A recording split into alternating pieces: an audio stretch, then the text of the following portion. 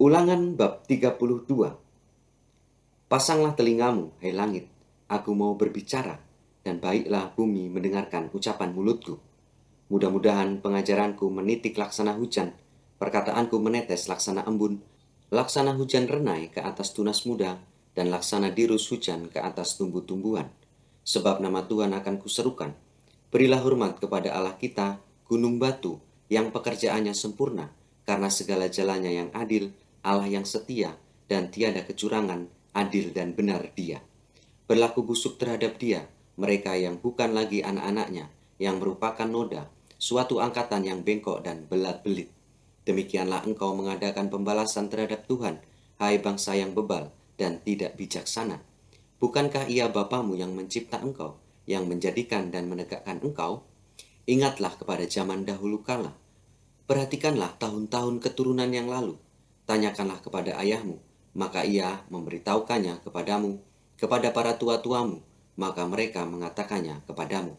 Ketika Sang Maha Tinggi membagi-bagikan milik pusaka kepada bangsa-bangsa, ketika ia memisah-misah anak-anak manusia, maka ia menetapkan wilayah bangsa-bangsa menurut bilangan anak-anak Israel. Tetapi bagian Tuhan ialah umatnya, Yakub ialah milik yang ditetapkan baginya.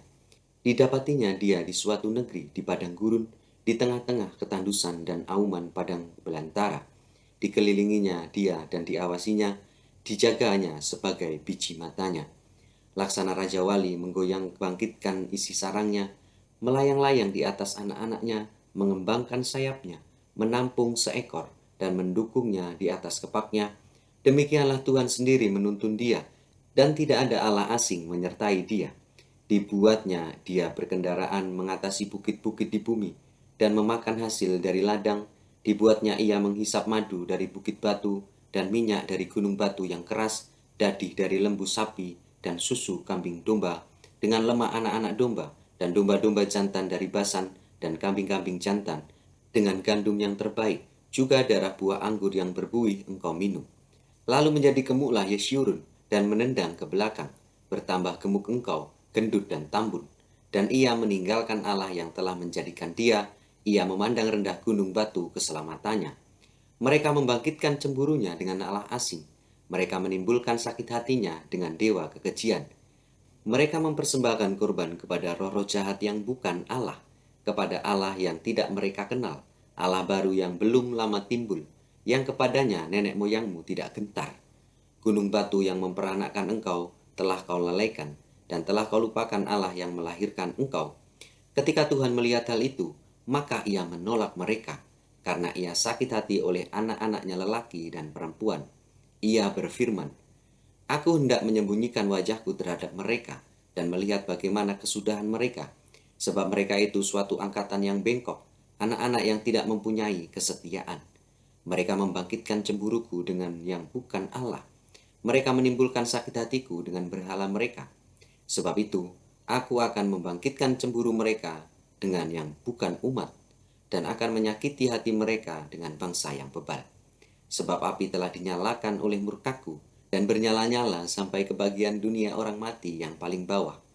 Api itu memakan bumi dengan hasilnya, dan menghanguskan dasar gunung-gunung. Aku akan menimbun malapetaka ke atas mereka, seluruh anak panahku akan kutembakkan kepada mereka.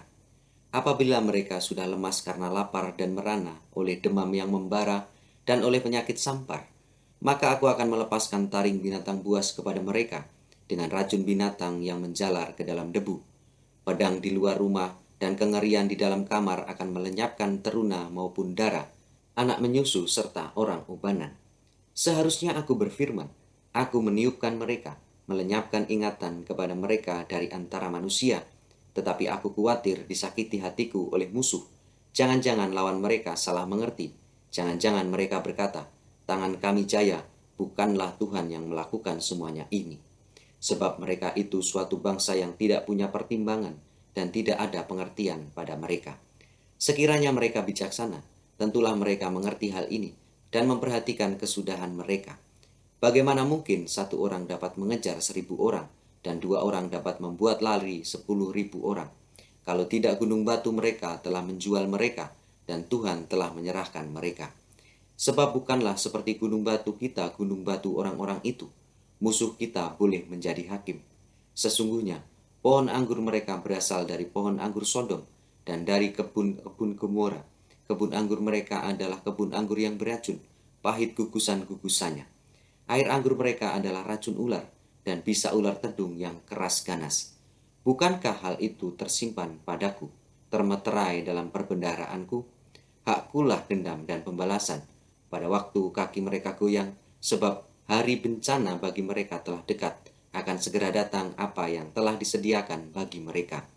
Sebab Tuhan akan memberi keadilan kepada umatnya, dan akan merasa sayang kepada hamba-hambanya, apabila dilihatnya bahwa kekuatan mereka sudah lenyap, dan baik hamba maupun orang merdeka sudah tiada. Maka ia akan berfirman, di manakah Allah mereka, gunung batu tempat mereka berlindung, yang memakan lemak dari korban sembelian mereka, meminum anggur dari korban curahan mereka?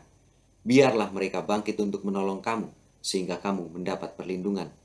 Lihatlah sekarang, bahwa akulah dia, tidak ada Allah kecuali aku.